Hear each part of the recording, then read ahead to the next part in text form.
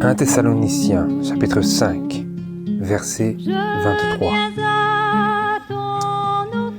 Or, que le Dieu de paix vous sanctifie lui-même tout entier, et que tout ce qui est en vous, l'esprit, l'âme et le corps, soit conservé irrépréhensible lors de l'avènement de notre Seigneur Jésus-Christ.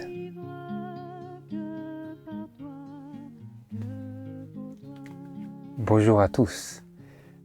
J'espère que vous vous portez bien, frères et sœurs. Mais si ce message vous trouve mal en point, physiquement ou spirituellement, ce n'est qu'une meilleure nouvelle parce que, comme l'apôtre Paul nous dit, c'est lorsque je suis faible que je suis fort. Parce que je peux toutes choses par Christ. Je peux faire toutes choses par Christ. Alors que quand je me sens fort, alors je suis faible. Si vous vous rappelez, dans nos méditations précédentes, nous avons tenté, par la grâce de Dieu, de tirer les leçons de la vie de Saül. Et dans notre dernière étude, nous sommes tout particulièrement concentrés sur le sujet de la volonté de Dieu et notamment de la volonté parfaite de Dieu, en contraste avec sa volonté permissive. Vous vous rappelez que nous avons pris du temps pour pouvoir bien discerner que Dieu a en effet une volonté permissive et c'est celle à laquelle l'homme a recours lorsqu'il veut faire sa volonté et non pas la volonté de Dieu. Et à ce moment-là, comme nous l'avons vu dans le cas de la prophétie de Dieu sur le roi qu'Israël se demanderait, eh bien Dieu donne à l'homme ses désirs lorsqu'il s'est entêté à ne pas faire la volonté de Dieu, mais à accomplir ses propres désirs, ses propres plans, ses propres ambitions. Donc on a vu cela. Et j'attire notre attention une fois de plus ou de nouveau vers le passage de Romains chapitre 12. Romains chapitre 12, versets 1 à 2, qui, vous l'avez peut-être remarqué, était directement, ou plutôt joignait directement les bouts de nos leçons vis-à-vis de l'expérience qu'a fait Saül à Gilgal en offrant un sacrifice purement formaliste, et notre étude sur le sujet de la volonté parfaite de Dieu que nous voyons exprimée notamment au verset 2. Je lis à partir du début, Romains chapitre 12, verset 1 à 2. Je vous exhorte donc, frères, par les compassions de Dieu, à offrir vos corps en sacrifice vivant, saint, agréable à Dieu, c'est votre culte raisonnable. Quel est notre culte raisonnable? Est-ce simplement d'offrir un sacrifice de forme, un simple culte de forme? Non.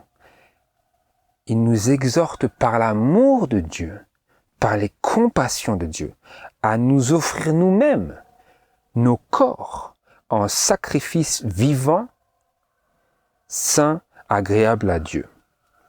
Et ne vous conformez point au présent siècle, verset 2, mais soyez transformés par le renouvellement de votre esprit, afin que vous éprouviez, je lis ici tel que c'est écrit dans la Bible de Martin, afin que vous éprouviez quelle est la volonté de Dieu, bonne, agréable et parfaite.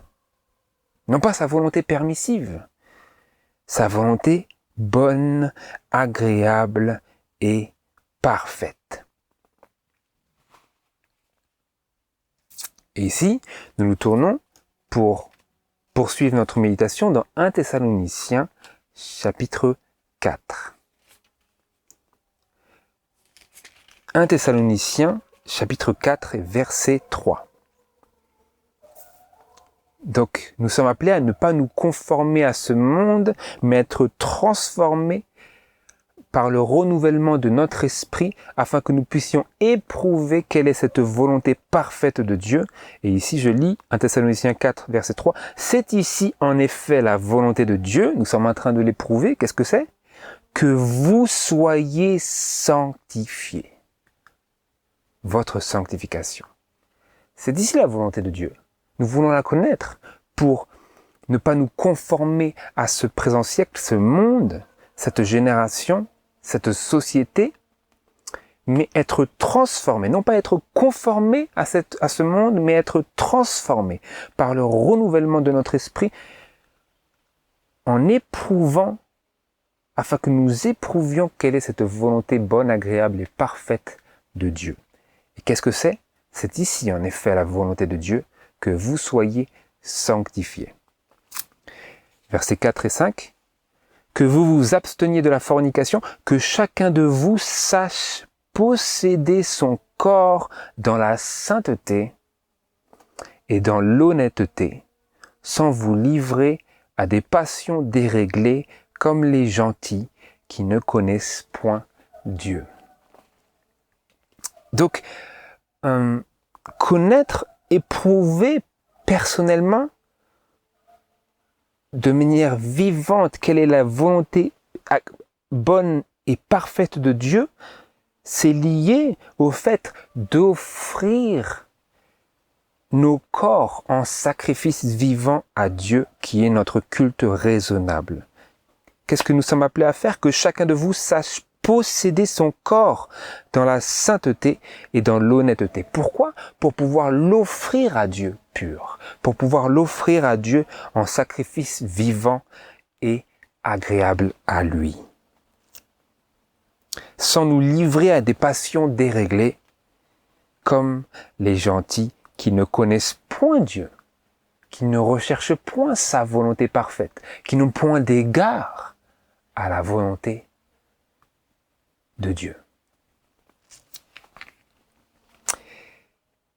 Et je lis ici une déclaration très éprouvante, très fascinante de l'esprit de prophétie que nous trouvons dans le livre Conquérant Pacifique, à la page 505 et au paragraphe 3. C'est ici, elle cite, c'est ici en effet la volonté de Dieu à votre égard, que vous soyez sanctifiés. Elle poursuit. Est-ce aussi votre volonté? Vos péchés peuvent apparaître comme des montagnes qui se dressent devant vous, mais si vous humiliez vos cœurs, si vous confessez vos fautes,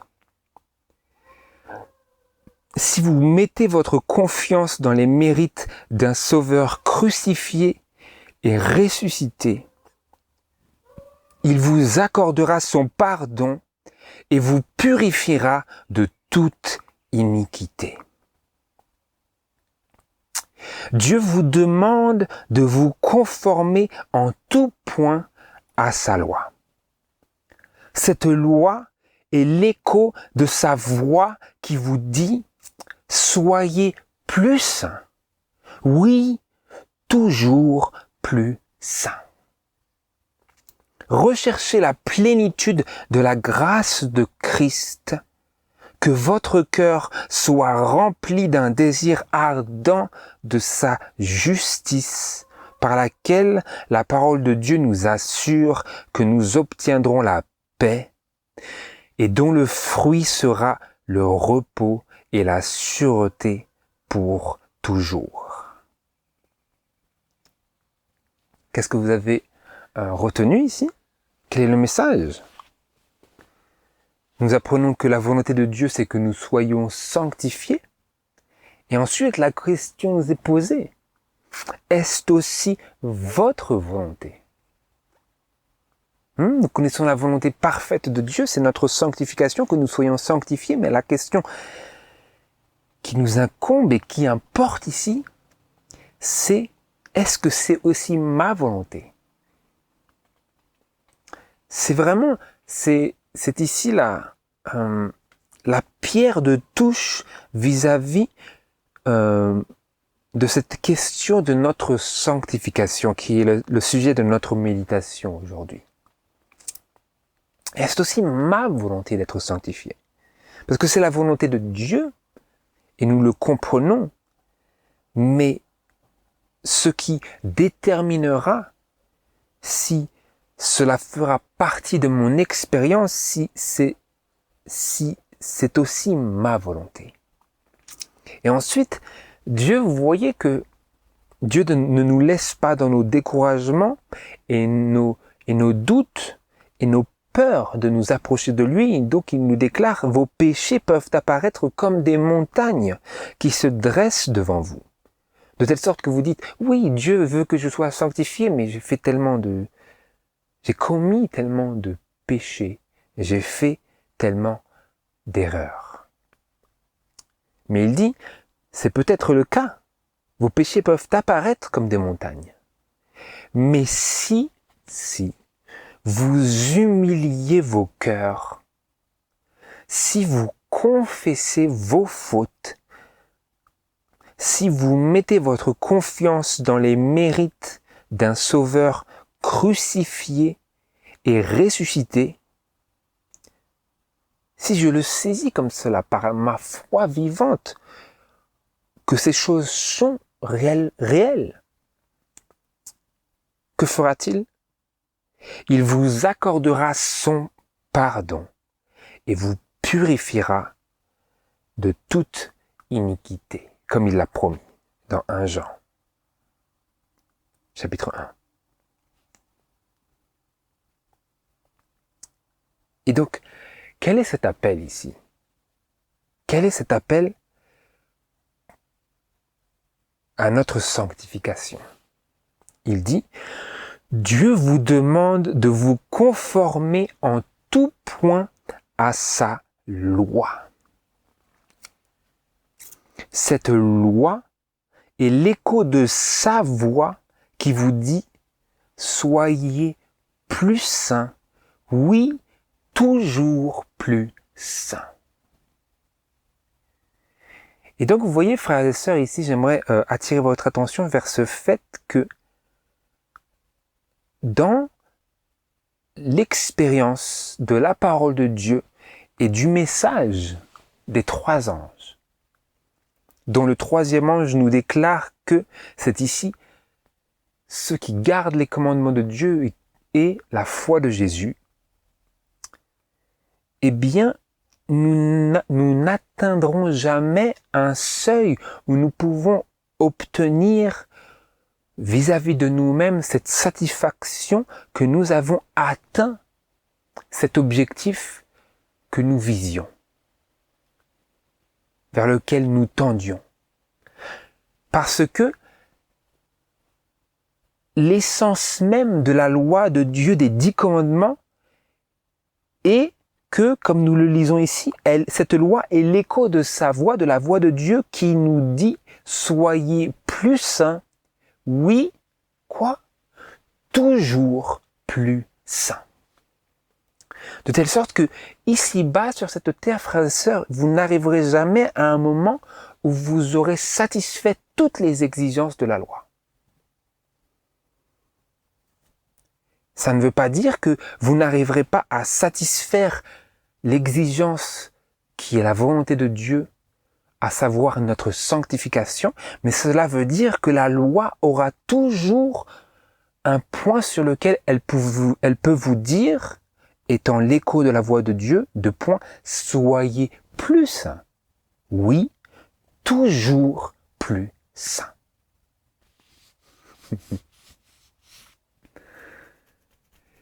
Et qu'est-ce que Dieu ajoute à ce genre de langage? Recherchez la plénitude de la grâce de Christ. Que votre cœur soit rempli d'un désir ardent de sa justice, par sa justice, la parole de Dieu nous assure que nous obtiendrons la paix. et dont le fruit sera le repos et la sûreté pour toujours. Quelle justice? Ma justice? Non. La justice de Dieu par la foi à celui qui croit. Mais comme nous avons vu, c'est une foi qui agit par l'amour, qui est animée par l'amour de Dieu. Donc ce n'est pas une foi stérile, c'est une foi agissante, mais ce n'est pas notre justice. De telle sorte que nous serons toujours en besoin de la plénitude de la grâce de Christ, parce que la loi de Dieu sera toujours l'écho de la voix de Dieu qui nous dit « Soyez plus saints ». Oui, toujours plus saints. Voilà un élément clé et primordial pour notre compréhension vis-à-vis de notre sanctification. C'est ici la volonté de Dieu que nous soyons sanctifiés. Mais dans cet effort, dans cette activité, on a besoin de comprendre que la loi de Dieu aura toujours quelque chose à rajouter, quelque chose à demander, parce que elle est la représentation, l'expression de la pureté, de la perfection et de la justice de Dieu.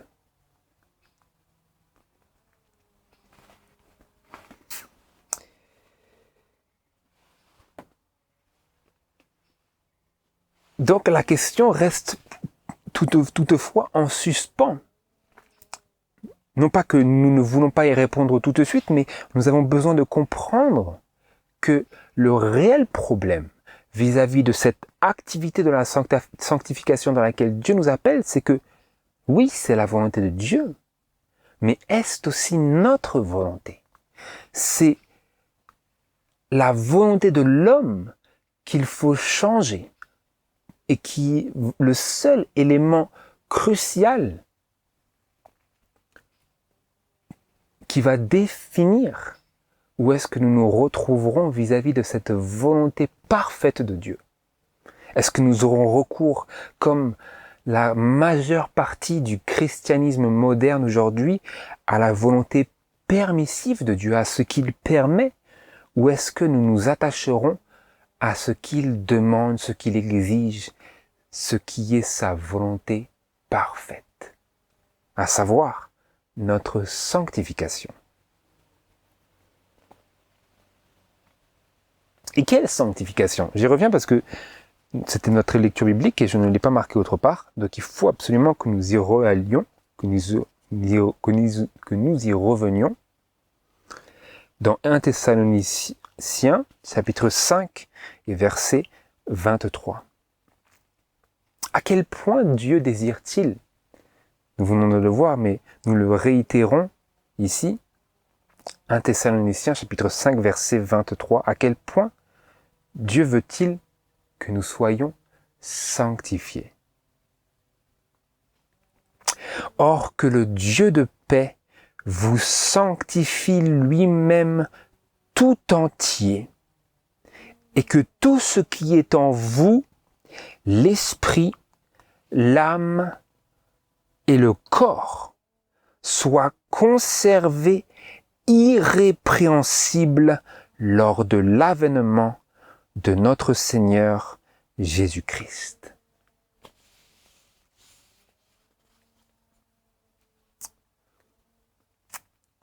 Quel genre de sanctification? Une sanctification, que vous soyez sanctifiés, que le Dieu de paix vous sanctifie lui-même tout entier. Que tout ce qui est en vous, l'esprit, l'âme et le corps, soit conservé irrépréhensible pour l'avènement de notre Seigneur Jésus-Christ. Et nous avons la promesse, celui qui vous a appelé est fidèle et il le fera. Hein, c'est sa volonté, il désire le faire. Mais la question se pose et est-ce aussi votre volonté? Et vis-à-vis de cette question, j'aimerais que l'on se tourne vers l'exemple que Jésus nous a laissé. Quelle était la volonté de Jésus-Christ?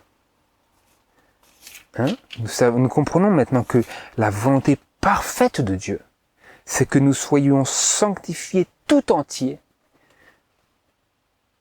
Tout ce qui est en nous, que tout cela soit conservé irrépréhensible pour le retour de Jésus-Christ. Mais quand Jésus était sur cette terre, quelle était sa volonté?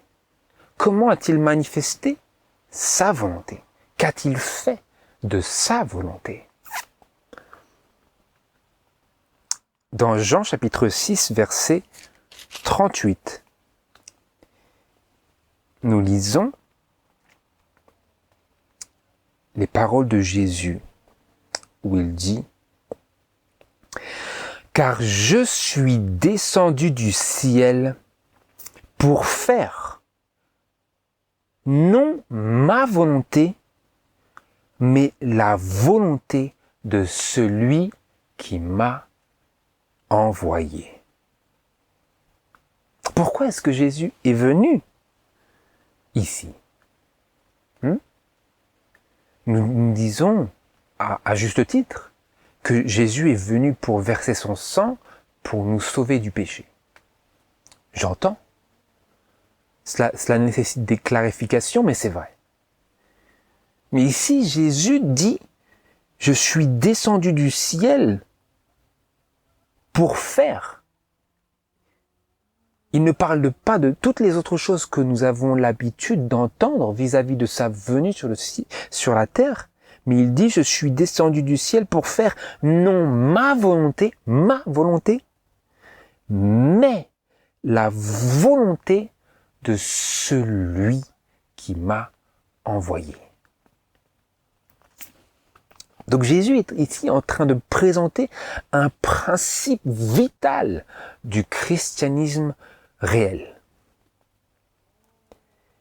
dont il est l'exemple ultime. Il a dit, pour utiliser des termes plus familiers, je suis venu ici non pas pour faire ce que moi je veux, mais pour faire ce que Dieu me dit. C'est ce qu'il dit, n'est-ce pas?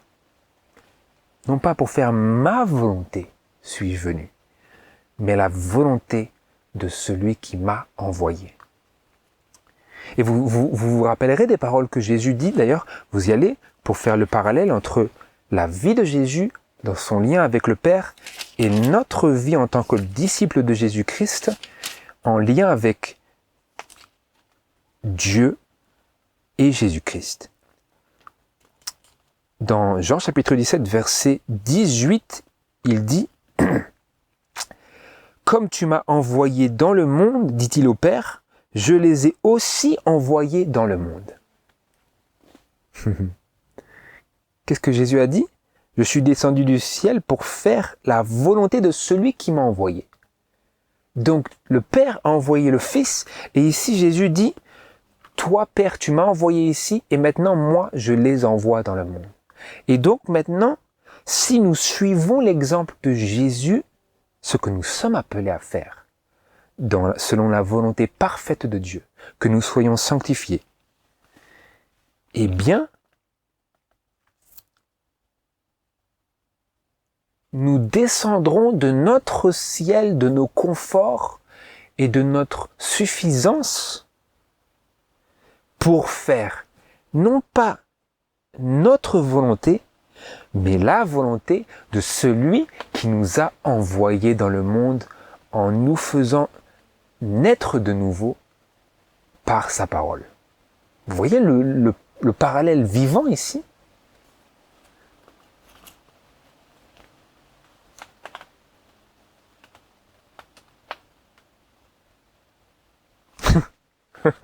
Et quand vous allez dans Jean chapitre 17, nous y retournons, Jésus dit, verset 17, chapitre 17, verset 17, « Sanctifie-les par ta vérité, ta parole et la vérité. Comme tu m'as envoyé dans le monde, je les ai aussi envoyés dans le monde, et je me sanctifie moi-même pour eux, afin qu'eux aussi soient sanctifiés par la vérité. Quelle était la volonté du Père à l'égard de Christ? La même qu'elle l'est pour nous, à savoir sa sanctification. Comme aussi c'est sa volonté que nous soyons sanctifiés. Et Jésus dit, ta volonté parfaite, c'est qu'il soit sanctifié. Et je me sanctifie moi-même, afin qu'eux aussi soient sanctifiés par la vérité de ma sanctification. Et quelle est cette sanctification? Il disait, son esprit, sa mentalité était, je suis descendu pour faire non pas ma volonté, mais la volonté de celui qui m'a envoyé. Je me sanctifie moi-même, je ne fais pas ma volonté. Et donc, nous revenons à cette lecture qui nous dit, c'est ici en effet la volonté de Dieu que vous soyez sanctifiés, est aussi votre volonté. Est aussi votre volonté d'être sanctifié. Eh bien, si nous suivons l'exemple de Jésus, c'est aussi ma volonté, ce n'est pas de faire ma volonté, mais de faire la volonté de Dieu. Et donc, c'est ainsi que nous mettons en harmonie, que nous mettons en harmonie avec Dieu. En déterminant, en décidant que je ne suis pas ici pour faire ma volonté, mais la volonté de celui qui m'a envoyé. Et nous allons dans Jean chapitre 5, versets 19 et verset 30. Jésus prenant la parole leur dit, en vérité, je vous dis que le Fils ne peut rien faire de lui-même à moins qu'il ne le voie faire au Père, car tout ce que le Père fait, le Fils aussi le fait pareillement. Verset 30. Je ne puis rien faire de moi-même, je juge selon que j'entends, et mon jugement est juste, car je ne cherche point ma volonté, mais la volonté du Père qui m'a envoyé. Quel était le raisonnement du chef et de l'auteur de notre salut? Comme nous le lisons dans Hébreux chapitre 5. Il a appris par les choses qu'il a souffertes et étant devenu parfait, il est devenu l'auteur du salut. Et ici, nous voyons l'auteur de notre salut à l'œuvre. Comme il l'a dit, je me sanctifie moi-même pour qu'eux aussi soient sanctifiés. Et il dit, en essence, il dit, ma mentalité dans la sanctification dont je leur laisse un exemple, c'est que je ne cherche point ma volonté. Je ne viens pas ici pour faire ma volonté, mais la volonté de celui qui m'a envoyé. Je ne puis rien faire de moi-même. Vous tenez ce langage des fois? Vous vous souviendrez de ce qu'il dit dans, je crois que c'est Jean chapitre 15, est-ce cela?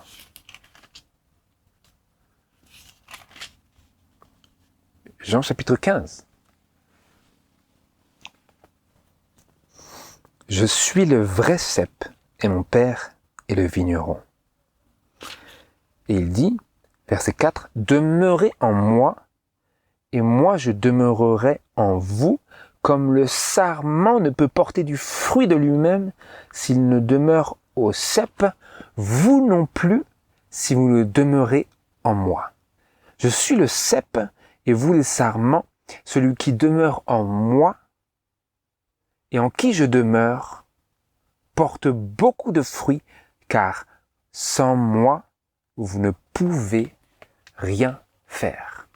Oh, nous pouvons faire beaucoup de choses inutiles, nous pouvons faire beaucoup de choses mauvaises, mais sans Jésus, sans que nous demeurions en lui, nous ne pouvons rien faire de bon. Parce que comme il avait répondu à l'homme qui lui posait une question, il n'y en a qu'un seul de bon. C'est Dieu. Et donc pour faire le bien, pour faire ce qui est bon, nous avons besoin de demeurer en Dieu et que Dieu, Jésus-Christ, demeure en moi. Car sans moi, dit-il, vous ne pouvez rien faire. Vous voyez, frères et sœurs, souvent nous avons l'impression que nous pouvons faire des choses de notre propre chef. Eh bien, ce n'est pas l'exemple que Jésus nous a laissé. Vous me direz peut-être, mais non, je ne comprends pas cela, je ne raisonne pas selon cette mentalité. Je crois qu'il faut que je demeure en Dieu. Mais souvent, dans notre pratique de tous les jours, c'est une chose qui manque. Je sais que c'est vrai parce que c'est écrit. Parce que le message de Jésus à la Odyssée, c'est « Tu dis, tu es riche et tu t'es enrichi, mais tu ne sais pas que tu es malheureux, misérable, aveugle, pauvre et nu. » Mais il nous conseille de tendre l'oreille pour suivre son exemple. Suivre son exemple. Il dit, je ne puis rien faire de moi-même. Vous voyez, Jésus avait adopté dans sa vie ce principe qui le régissait et selon lequel il fonctionnait, c'est de ne pas du tout s'attacher à sa volonté, à ses impressions, à son sentiment de capacité. Vous comprenez maintenant? Jésus était dans la même chair pécheresse que nous, et si vous avez cette chair, et vous l'avez, parce que vous m'entendez, que vous êtes sur cette terre maudite par le péché, et dont les habitants sont également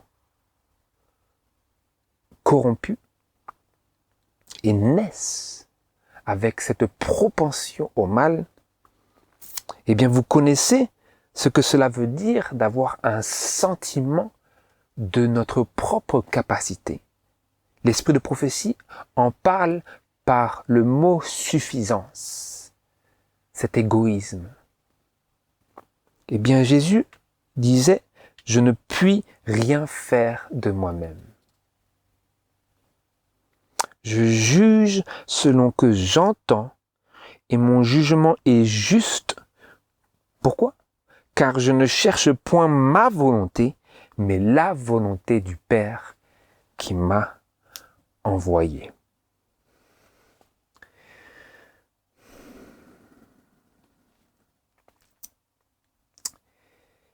Et jusqu'à quel point Jésus a-t-il poussé cette attitude? Vous allez ici avec moi dans Luc chapitre 22.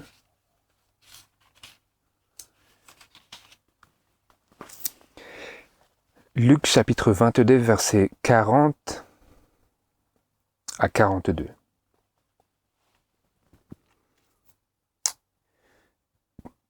Jésus ici se rendait avec ses 3 disciples au jardin de Gethsémani et il dit, et quand il fut arrivé dans ce lieu, il leur dit, priez afin que vous ne tombiez pas dans la tentation. Alors il s'éloigna d'eux environ d'un jet de pierre, et s'étant mis à genoux, il priait en disant, Père, si tu voulais éloigner cette coupe de moi, toutefois, que ma volonté ne se fasse point. Ne se fasse point. mais la tienne. Voilà jusque dans quel retranchement Jésus a poussé cette attitude de dépendance envers Dieu. Lorsqu'il était dans la plus grande souffrance, la plus grande agonie, il n'a pas murmuré, il ne s'est pas plaint, il ne s'est pas découragé, il ne s'est pas rebellé. Il disait, dans sa souffrance, « Mon Père, si tu voulais éloigner cette coupe de moi, si tu veux le faire, toutefois, dans ce combat, toutefois, que ma volonté ne se fasse point, mais la tienne. »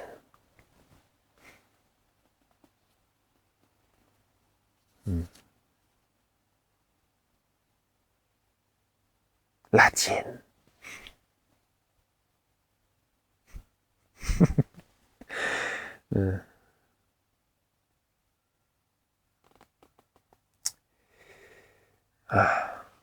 Oui, frères et sœurs, c'est de cela dont nous avons besoin, c'est de pouvoir contempler Jésus et de tirer de vraies leçons pour notre sanctification, dont il nous a laissé le parfait exemple.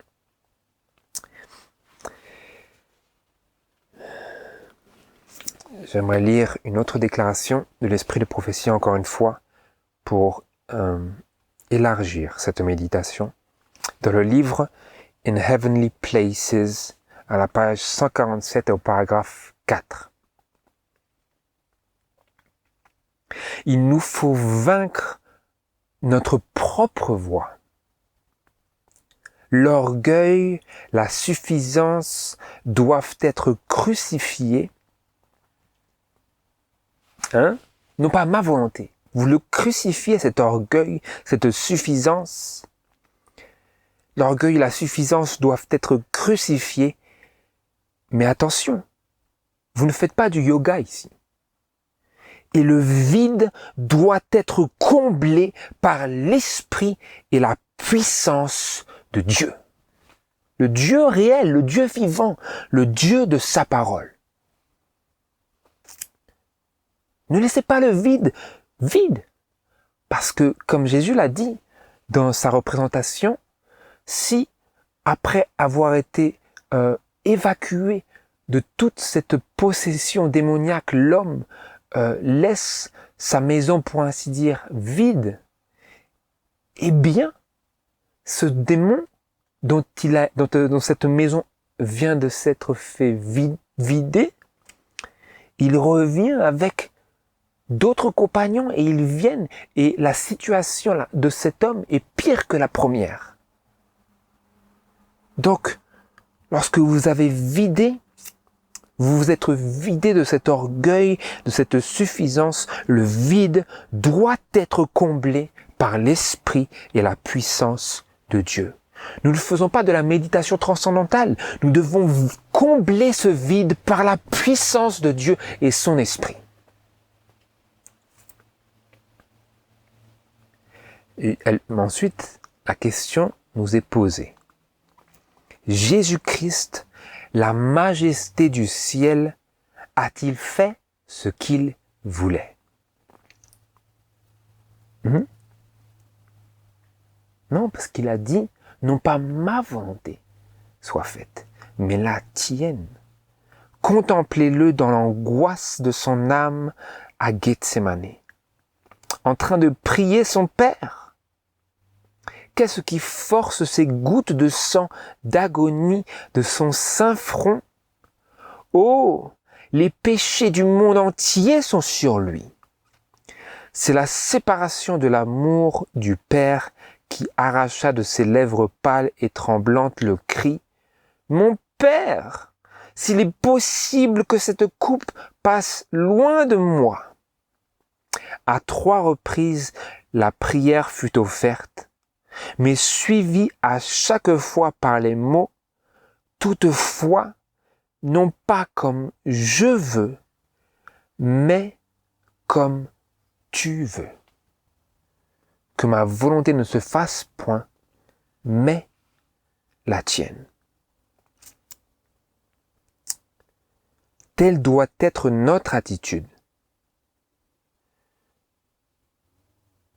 Que ma volonté ne se fasse point, ô Dieu, mais la tienne. Voici la véritable conversion. Et voici aussi la véritable sanctification.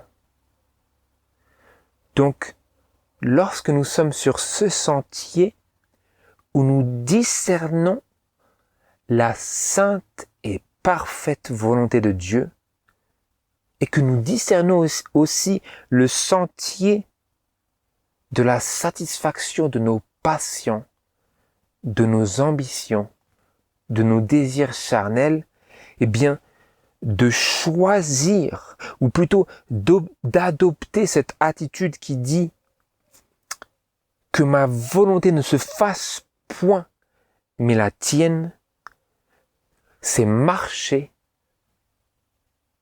sur le chemin véritable de la sanctification, ou sur le chemin de la véritable sanctification.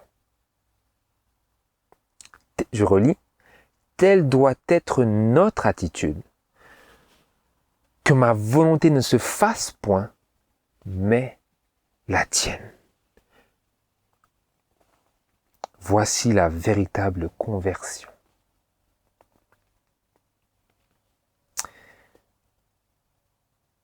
Et je poursuis ici en lisant ce passage du livre Jésus-Christ à la page 320, paragraphe 3 et suivant.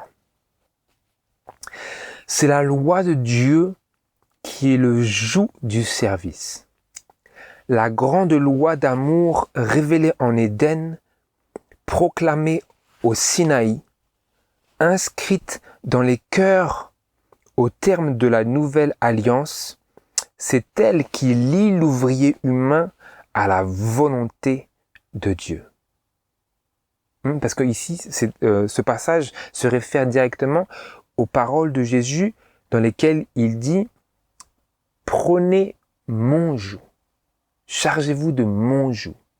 Je crois que c'est dans Matthieu chapitre 11 et verset 28, etc. Et donc là, on nous dit que c'est la loi de Dieu qui est le joug du service. La grande loi d'amour révélée en Éden, c'est elle qui lie l'ouvrier humain à la volonté de Dieu. Nous sommes appelés à nous conformer, comme nous l'avons lu précédemment, en tout point à la loi de Dieu. Et cette loi est l'écho de la voix de Dieu qui nous dit « Soyez saints, oui, toujours plus saints ». Et c'est cette loi qui lie l'ouvrier humain à la volonté de Dieu. Et c'est la volonté de Dieu que nous soyons sanctifiés. Et Jésus nous a donné un exemple de cette sanctification en se sanctifiant lui-même. Et l'attitude qui était la sienne, c'était de dire que ma volonté ne se fasse point, ô Dieu, mais la tienne. Je poursuis. Si nous étions abandonnés à nos propres inclinations, libres d'aller où bon nous plaît, nous ne tarderions pas à rejoindre les rangs de Satan et à lui emprunter ses défauts. Raison pour laquelle Dieu nous enferme dans les limites de sa volonté juste, noble et ennoblissante. Dieu nous enferme dans les limites de sa volonté juste et noble. C'est comme un parc à brebis pour protéger le troupeau. Ce sont des limites de protection et d'amour. cette loi d'amour révélée en Éden. Dieu désire qu'avec patience et sagesse, nous remplissions les devoirs du service. Ce joug du service, Christ lui-même l'a porté en son humanité. Jésus lui-même a pris ce joug sur lui avec Dieu le Père, parce qu'il disait « je ne puis rien faire de moi-même ». C'est le Père qui porte le plus gros du joug. Vous comprenez? De la même manière que nous, il nous dit « prenez sur vous mon joug ». Il dit aussi autre part, dans l'esprit de prophétie, que c'est lui qui porte le plus lourd de la charge dans cette relation de coopération avec Jésus-Christ. Et donc, je relis ce jour du service que nous sommes appelés à prendre sur nous, cette loi de Dieu qui relie l'ouvrier humain à la volonté de Dieu. Ce jour du service, Christ lui-même l'a porté en son humanité. Il a déclaré « Mon Dieu, je prends plaisir à faire ta volonté et ta loi est au-dedans de mes entrailles. » Psaume chapitre 40, le psaume 40, verset 9. Et ici, c'est écrit dans la première partie, comme cela se trouve et comme on peut le lire dans la Bible King James. Je prends plaisir à faire ta volonté. Et ta loi est au-dedans de mes entrailles. Vous avez ici dans cette déclaration de psaume un élargissement de ce que nous venons de lire juste avant, où Jésus disait, je suis descendu du ciel pour faire non pas ma volonté, mais la volonté de celui qui m'a envoyé. Mon Dieu, je prends plaisir à faire ta volonté. Et quoi? Ta loi est au-dedans de mes entrailles.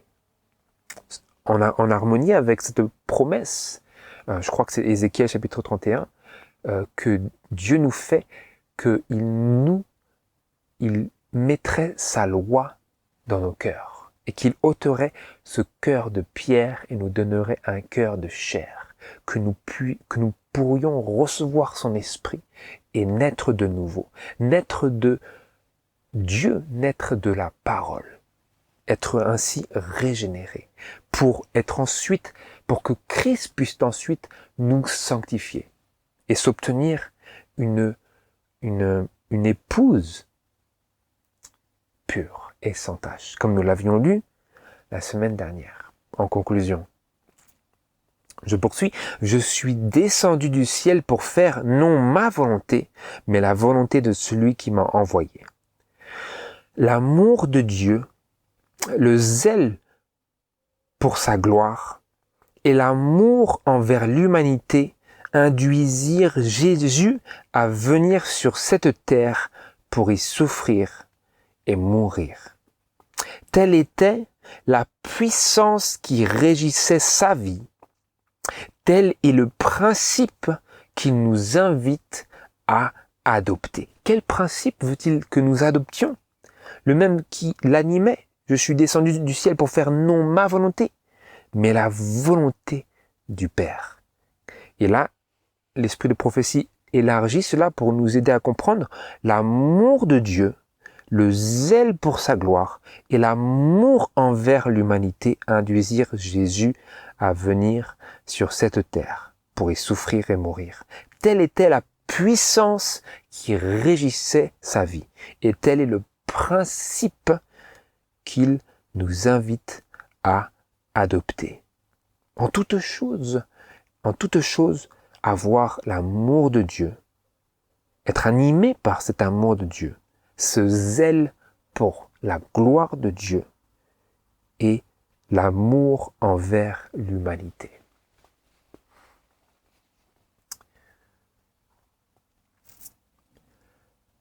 Parce que Jésus avait d'ailleurs dit que c'est la loi,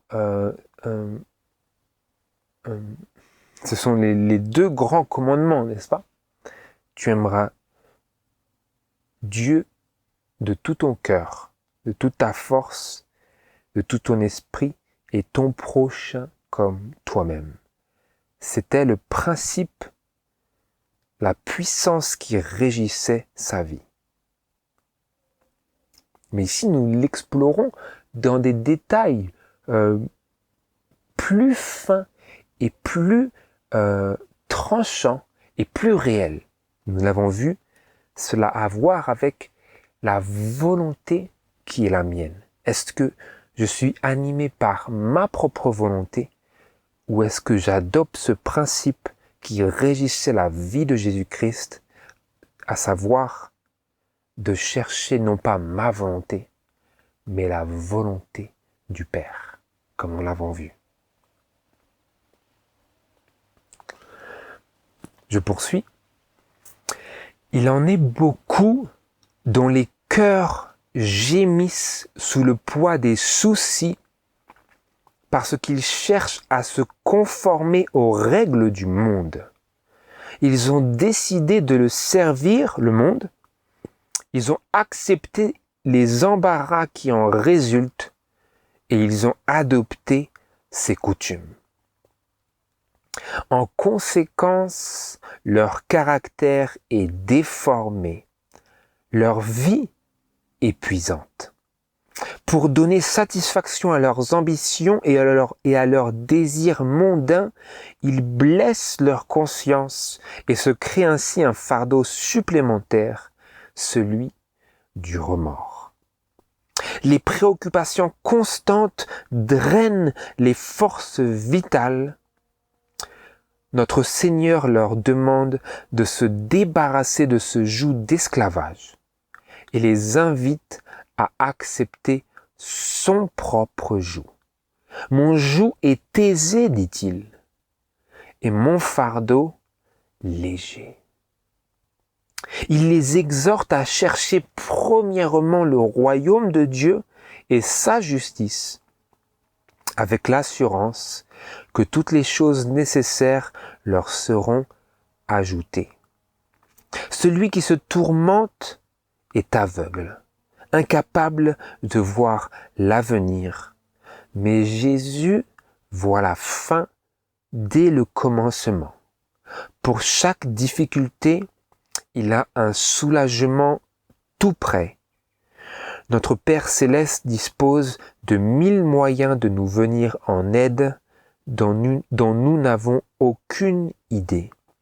Ceux qui acceptent le principe consistant à placer le service et l'honneur de Dieu au-dessus de tout, verront s'évanouir leur perplexité et s'ouvrir devant leurs pieds un sentier uni.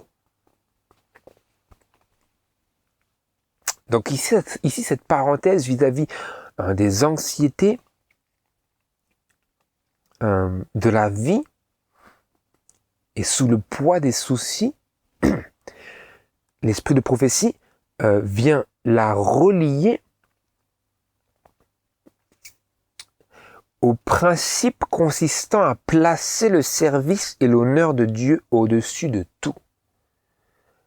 Ou autrement dit, de placer la volonté de Dieu au-dessus de notre volonté. De placer le service et l'honneur de Dieu au-dessus de tout. Et ceux qui font cela, ceux qui acceptent ce principe, verront s'évanouir leur perplexité et s'ouvrir devant leurs pieds un sentier uni. Alors que lorsque nous sommes contaminés par l'esprit du monde et que nous gémissons sous le poids des soucis parce que nous avons cherché à se conformer aux règles du monde ou, autrement dit, aux façons dont le monde fonctionne et dont le monde semble et par lesquelles le monde semble obtenir du réconfort, lorsque nous avons fait cela, que nous avons décidé de servir le monde, que nous avons accepté ses embarras et que nous avons adopté ses coutumes, dans quelque degré que cela puisse être, eh bien notre caractère en devient déformé et nous en sommes épuisés. Et à la lumière de cela, donc, Jésus, lorsqu'il nous voit souffrant comme cela, il vient comme le Rédempteur miséricordieux et aimant et compatissant qu'il est, et il nous invite à prendre sur nous son joug, qui est aisé et qui est léger. Au seul prix de notre volonté. Le joug est aisé et le fardeau léger lorsque nous consentons à chercher non pas notre volonté, à chercher non pas à accomplir notre volonté, mais à accomplir la volonté seule de Dieu. Pas simplement, pas plutôt accomplir un peu de la volonté de Dieu et un peu notre volonté, mais à consentir, à nous soumettre à la volonté parfaite de Dieu en toutes choses et à nous reposer dans l'assurance que si nous cherchons premièrement le royaume de Dieu et sa justice, toutes les choses qui nous sont nécessaires nous seront ajoutées.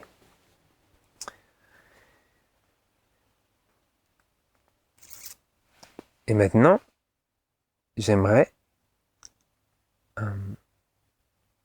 avant de conclure notre méditation sur le sujet de la sanctification, justement lire quelque chose qui nous permet de cerner et d'avoir une compréhension équilibrée de ce sujet que nous avons exploré aujourd'hui par la grâce de Dieu.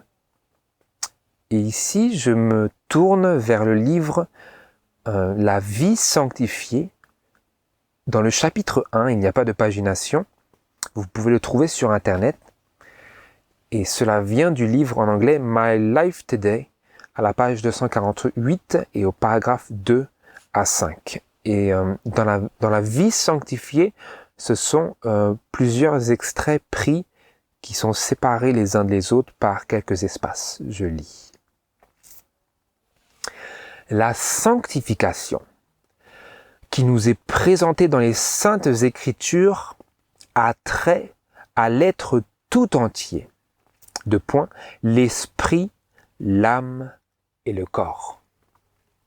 C'est là la véritable notion de consécration totale. Ainsi, Paul a prié pour que l'Église de Thessalonique puisse jouir de cette grande bénédiction. Que le Dieu de paix vous sanctifie lui-même tout entier et que tout ce qui est en vous, l'esprit, l'âme et le corps soient conservés irrépréhensibles lors de l'avènement de notre Seigneur Jésus-Christ. La véritable sanctification, écoutez, cela revient sur ce que nous avons contemplé, la véritable sanctification consiste à se conformer totalement à la volonté de Dieu. Les pensées et les sentiments rebelles sont vaincus dans la véritable sanctification lorsque nous y engageons réellement. Les pensées et les sentiments rebelles sont vaincus et la voix de Jésus fait naître une vie nouvelle qui pénètre l'être tout entier. Ceux qui sont réellement sanctifiés ne prendront pas leur propre opinion comme norme du bien et du mal. Je ne chercherai pas à définir selon mes propres impressions ou mes propres désirs ou en harmonie avec mes propres pratiques le bien et le mal. Ils ne seront pas bigots ou propres justes. Je ne serai pas suffisant de ma propre justice. Je n'aurai pas une idée de moi-même supérieure à ce que je suis vraiment. Ils ne seront pas bigots ou propres justes, mais ils se tiendront sur leur garde, craignant toujours qu'une promesse leur ayant été donnée, ils n'arrivent pas à se conformer aux conditions fondamentales qui régissent les promesses. La sanctification biblique ne consiste pas en émotions fortes. Notez bien, frères et sœurs, c'est très important que nous puissions saisir cette réalité. La sanctification biblique ne consiste pas en émotions fortes émotions. C'est ici que plusieurs tombent dans l'erreur. Ils prennent leurs sentiments pour critères. S'ils ne ressentent pas la joie, s'ils ne ressentent pas de la joie ou de l'exaltation, je relis. S'ils ressentent de la joie ou de l'exaltation, ils se disent sanctifiés. Les sentiments heureux ou l'absence de joie ne sont pas une évidence que la personne est ou n'est pas sanctifiée. Vous avez retenu? Le fait que j'ai des sentiments heureux ou l'absence de joie et de sentiments heureux, cela n'est pas une évidence que je suis ou que je ne suis pas sanctifié.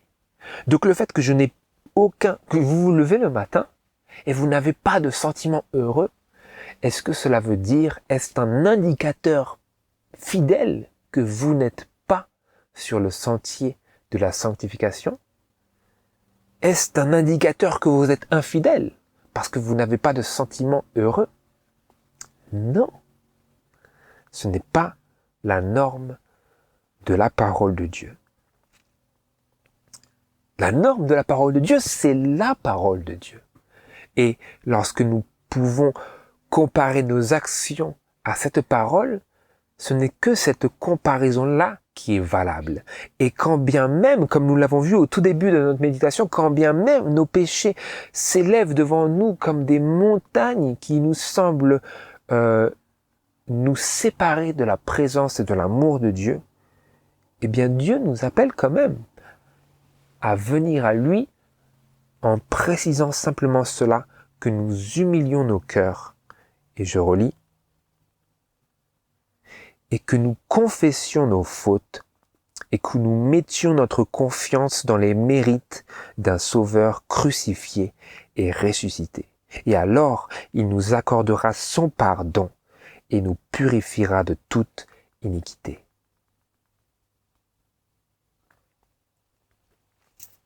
Donc, si nous nous sentons heureux, ce n'est pas une preuve que nous sommes sanctifiés. Et si nous nous sentons malheureux, ou que nous avons une absence de joie, pour reprendre les mots, ce n'est pas une évidence que la personne est ou n'est pas sanctifiée. La sanctification instantanée n'existe pas. Qu'est-ce que c'est la sanctification instantanée? Vous vous posez la question, qu'est-ce que cela peut bien vouloir dire? Ce n'est pas un terme qui est commun. Vous n'avez peut-être pas entendu cela dans le passé. Mais c'est un mot qui est utilisé ici par l'esprit d'inspiration pour définir cette conception de la vie chrétienne que beaucoup ont adoptée dans le christianisme moderne. Une sanctification instantanée. Donc, quelle est-elle? C'est une sanctification ou une idée de la vie chrétienne qui est basée, qui se fonde sur les émotions fortes. Comme nous l'avons lu juste avant, la sanctification biblique ne consiste pas en émotions fortes. Mais aujourd'hui, le christianisme moderne fonctionne selon une idée que si nous n'avons pas d'émotions fortes, alors nous ne sommes pas sur ce sentier de la marche avec Dieu. Et donc, nous sommes sans cesse dans ce fonctionnement-là, ce raisonnement-là, ce christianisme-là, sans cesse à la recherche de nouveaux moyens de pouvoir susciter nos émotions fortes afin de pouvoir avoir cette impression que nous sommes sur le sentier de la sanctification. Mais nous lisons que la sanctification instantanée cela n'existe pas. Et cela poursuit pour expliquer cela. La véritable sanctification est une œuvre quotidienne qui doit se poursuivre aussi longtemps que durera la vie. Et dans la vie, il se peut que vous ayez des hauts et des bas dans les sentiments. Mais nous pouvons, frères et sœurs, si nous suivons l'exemple de Jésus, avoir une marche non interrompue avec Dieu, où toutefois nos sentiments peuvent vaciller. Mais nous faisons face à ces oscillations par la foi. Nous traversons ces nuages qui semblent annihiler notre expérience ou le fondement de notre assurance en Dieu. Nous les transperçons par la foi et ainsi nous poursuivons sur ce sentier de la sanctification, de la véritable sanctification, qui est une œuvre quotidienne et qui n'est pas instantanée et qui n'est pas fondée sur des sentiments heureux ou sur des émotions fortes. Je poursuis. Ceux qui luttent avec des tentations quotidiennes, triomphant de leur propre tendance pécheresse et cherchant à acquérir la sainteté du cœur et de la vie, ne présentent aucune prétention vaniteuse de sainteté. Ils ont faim et soif de justice. Le péché leur apparaît d'un caractère excessivement grave. Et d'où l'expression d'encouragement de l'amour de Dieu que nous avons lu précédemment, où Dieu nous dit « Quand bien même tes péchés seraient comme une montagne, viens à moi, car je t'ai racheté », comme c'est écrit dans Ésaïe. Reviens à moi, car je t'ai racheté. Ceux qui marchent vraiment sur ce sentier de la véritable sanctification, quelles seront leurs expériences? Ils luttent avec des tentations quotidiennes. Donc leurs émotions ne sont peut-être pas toujours favorables à leurs impressions d'être sur le sentier de la sanctification. Vous comprenez? Ceux qui luttent avec des tentations quotidiennes, triomphant de leur propre tendance pécheresse et cherchant à acquérir la sainteté du cœur et de la vie, ceux-là, ils ne présentent pas de prétention de sainteté. Ils ne présentent aucune prétention vaniteuse de sainteté. Donc ce que nous sommes en train d'apprendre ici et d'entendre de Dieu, c'est que lorsque nous marchons sur le sentier de la sanctification, il nous viendra des moments où, selon les émotions, nous serons en danger de perdre notre assurance que nous sommes toujours sur ce sentier. Parce que si nous cherchons à triompher de nos propres tendances pécheresses et à acquérir la sainteté du cœur et de la vie, eh bien nous marchons sur ce sentier. Et c'est une œuvre quotidienne qui doit se poursuivre aussi longtemps que durera la vie. Rappelez-vous, la loi de Dieu, c'est l'écho de la voix de Dieu nous disant plus saint, oui, toujours plus saint.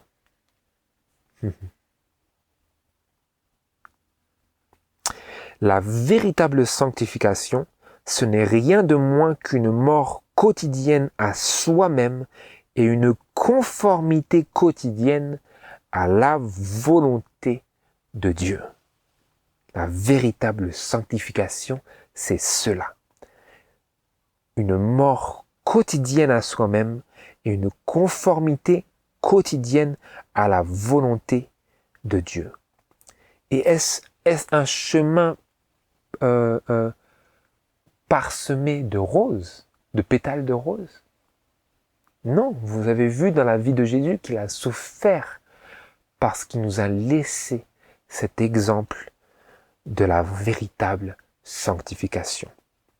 Et lorsqu'il a poussé à ses plus profond retranchement, cette attitude de soumission à la volonté de Dieu, eh bien, c'en est arrivé à un point où des grumeaux de sang sortaient de ses pores, parce qu'il n'a pas permis à sa volonté de prendre le dessus sur la volonté sainte et parfaite du Père. La véritable sanctification, ce n'est rien de moins qu'une mort quotidienne à soi-même et une conformité quotidienne à la volonté de Dieu.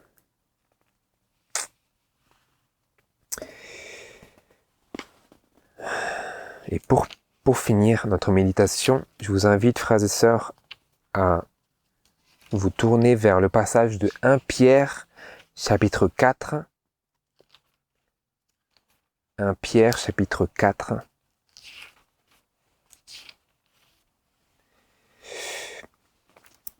Versets 2 et 3. Pardon. 1 Pierre, chapitre 4, versets 1 et 2. Christ ayant donc souffert pour nous dans la chair, vous aussi, armez-vous de cette même pensée que celui qui a souffert en la chair a cessé de pécher, afin de ne plus vivre selon les convoitises des hommes, mais selon la volonté de Dieu pendant le temps qui lui reste à vivre dans la chair. Christ a souffert dans son humanité, qui est la nôtre, parce qu'il était armé de ce principe qui régissait toute sa vie, et nous sommes appelés, frères et sœurs, à nous armer de cette même pensée, à adopter ce même principe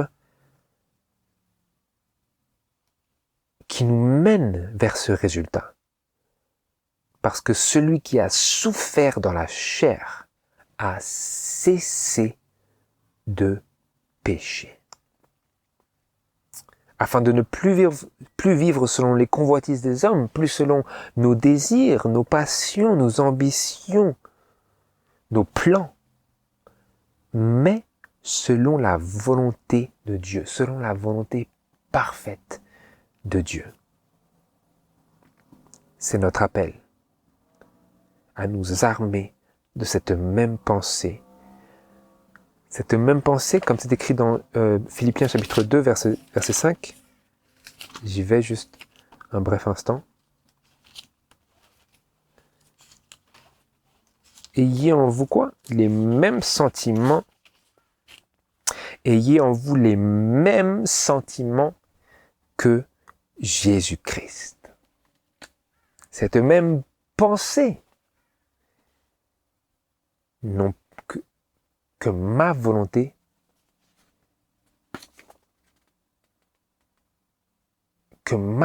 ne se fasse point, mais ta volonté, mais la tienne, non pas ma volonté, mais ta volonté. Et 1 Pierre chapitre 5 verset 10. Or, que le Dieu de toute grâce qui nous a appelés à sa gloire éternelle en Jésus-Christ, après que vous aurez un peu souffert, vous rende parfait, ferme, fort et inébranlable. À lui soit la gloire et la force au siècle des siècles. Amen.